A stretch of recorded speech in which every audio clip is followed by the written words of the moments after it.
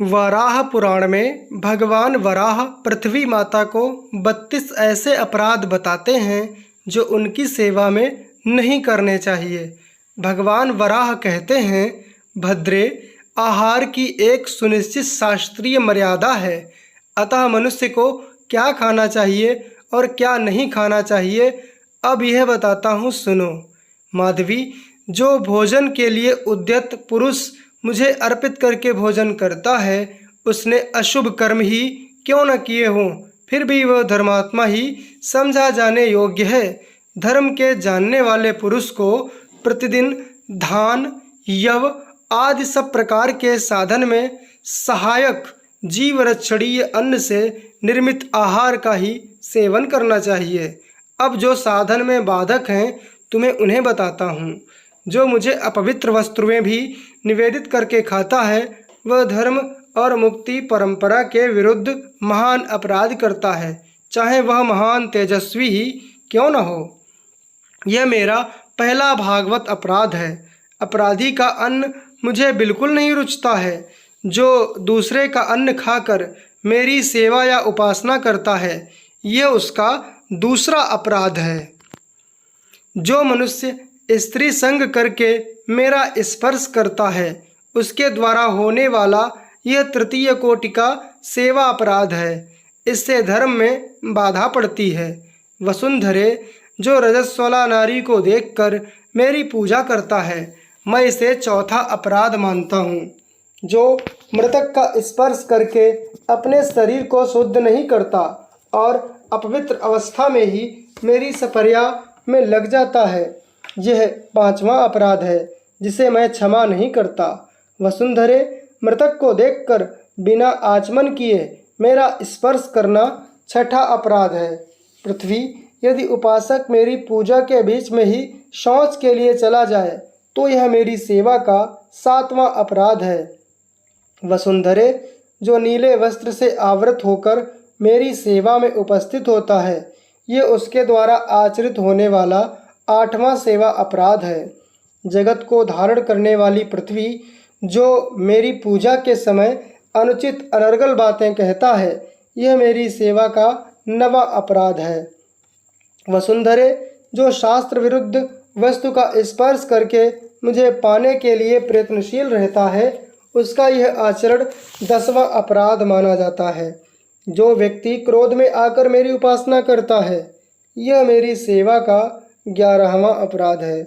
इससे मैं अत्यंत प्रसन्न होता हूँ। वसुंधरे, जो निषिद्ध कर्मों को पवित्र मानकर मुझे निवेदित करता है, वह 12वां अपराध है। जो लाल वस्त्र या कौसुम्भ रंग के अर्थात वन कुसुम से रंगे वस्त्र पहनकर मेरी सेवा करता है, वह 13वां सेवा अपराध है। धरे, जो अंधकार में मेरा स्पर्श करता है, उसे मैं 14वां सेवा अपराध मानता हूँ। वसुंधरे, जो मनुष्य काले वस्त्र धारण कर मेरे कर्मों का संपादन करता है, वह 15वां अपराध करता है। जगतधात्री, जो बिना धोती पहने हुए मेरी उपचर्या में संलग्न होता है, उसके द्वारा आचरित इस अपराध को मैं 16वां मानता हूँ। माधवी, अज्ञानवश जो स्वयं पकाकर बिना मुझे अर्पण किए खा लेता है, यह 17वां अपराध है। हे वसुंधरे, जो अभक्ष अर्थात मांस मछली का भक्षण करके मेरी शरण में आता है, उसके इस आचरण को मैं 18वां सेवा अपराध मानता हूँ। हे वसुंधरे, जो जालपाद अर्थात बतख का मांस भक्षण करके मेरे पास आता है, उसका यह कर्म मेरी दृष्टि में 19वां अपराध है। जो दीपक का स्पर्श करके बिना हाथ धोए ही मेरी उपासना में संलग्न हो जाता है, जगतधात्री, उसका वह कर्म मेरी सेवा का 20वां अपराध है। वरानने, जो शमशान भूमि में जाकर बिना शुद्ध हुए मेरी सेवा में उपस्थित हो जाता है, वो मेरी सेवा का 21वां अपराध है। वसुंधरे, 22वां अपराध वह है जो पिण्याक अर्थात हींग का भक्षण करके मेरी उपासना में उपस्थित होता है। देवी, जो सुअर आदि के मांस को प्राप्त करने का यत्न करता है, उसके इस कार्य को मैं 23वां अपराध मानता हूँ। जो मनुष्य मदिरा पीकर मेरी सेवा में उपस्थित होता है। वसुंधरे, मेरी दृष्टि में यह 24वां अपराध है। जो कुसुम्भ अर्थात कर्मी का साग खाकर मेरे पास आता है, देवी, वह मेरी सेवा का 25वां अपराध है। पृथ्वी, जो दूसरे के वस्त्र पहनकर मेरी सेवा में उपस्थित होता है, उसके उस कर्म को मैं 26वां अपराध मानता हूँ। वसुंधरे, सेवा अपराधों में 27वां अपराध वह है जो नया अन्न उत्पन्न होने पर उसके द्वारा देवताओं और पितरों का यजन न कर उसे स्वयं खा लेता है। देवी, जो व्यक्ति जूता पहनकर किसी जलाशय या बावली पर चला जाता है, उसके इस कार्य को मैं 28वां अपराध मानता हूँ। गुणशालिनी, शरीर में उबटन लगाकर जो बिना स्नान किए मेरे पास चला आता है, यह 29वां सेवा अपराध है। जो पुरुष अजीर्ण से ग्रस्त होकर मेरे पास आता है, उसका यह कार्य मेरी सेवा का 30वां अपराध है। यशस्विनी, जो पुरुष मुझे चंदन और पुष्प अर्पण किए बिना पहले धूप देने में ही तत्पर हो जाता है, उसके इस अपराध को मैं 31वां मानता हूँ। मनस्विनी, भेरी आदि द्वारा मंगल शब्द किए बिना ही मेरे मंदिर के फाटक को खोलना 32वां अपराध है।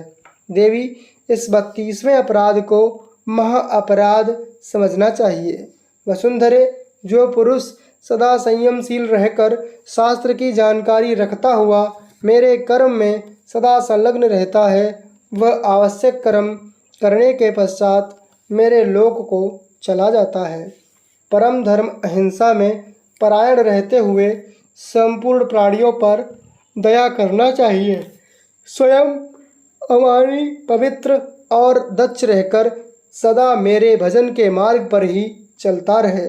साधक पुरुष इंद्रियों को जीतकर सेवा एवं नाम आदि अपराधों से निरंतर बचा रहे।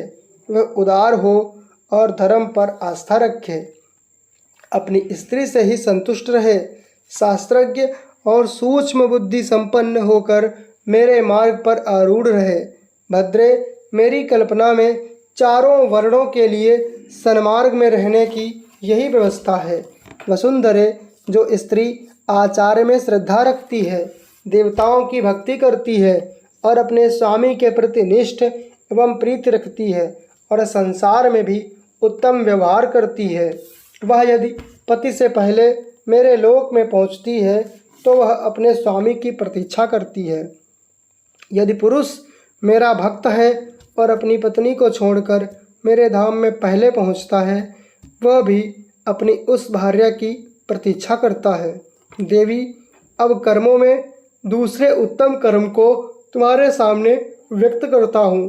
हे सुमुखी, ऋषि लोग भी मेरी उपासना में स्थिर रहते हुए मेरा दर्शन पाने में असमर्थ हैं। ऐसी स्थिति में मेरे कर्म परायण अन्य मनुष्यों की तो बात ही क्या। माधवी, जो अन्य देवताओं में श्रद्धा रखते हैं, उनकी बुद्धि मारी गई है। वे मूर्ख मेरी माया के प्रभाव से मुग्ध हैं। उनके चित्त में पाप भरा हुआ है। ऐसे व्यक्ति मुझे पाने के अधिकारी नहीं हैं। भगवती, मोक्ष की इच्छा रखने वाले जिन पुरुषों द्वारा मैं प्राप्य हूँ, उन परम शुद्ध भाव वाले पुरुषों का विवरण सुनाता हूँ। देवी, यह आख्यान धर्म से ओतप्रोत है, इसे तुम्हें सुना चुका। माधवी, दुष्ट व्यक्ति को इसका उपदेश नहीं करना चाहिए। जो अश्रद्धालु व्यक्ति इसका अधिकारी नहीं है, जिसने दीक्षा नहीं ली है एवं जो कभी मेरे पास आने का प्रयत्न नहीं करता, उसे इसका उपदेश नहीं देना चाहिए। माधवी, दुष्ट, मूर्ख और नास्तिक व्यक्ति इस उपदेश को सुनने के अधिकारी नहीं हैं। देवी, यह मेरा धर्म महान एवं ओजस्वी है, इसका मैं वर्णन कर चुका। अब संपूर्ण प्राणियों के हित के लिए तुम दूसरा कौन सा प्रसंग पूछना चाहती हो, वह बताओ। मित्रों, अब अगला प्रसंग किसी अन्य वीडियो में। तब तक के लिए कमेंट बॉक्स में जय श्री हरि विष्णु लिखना ना भूलें।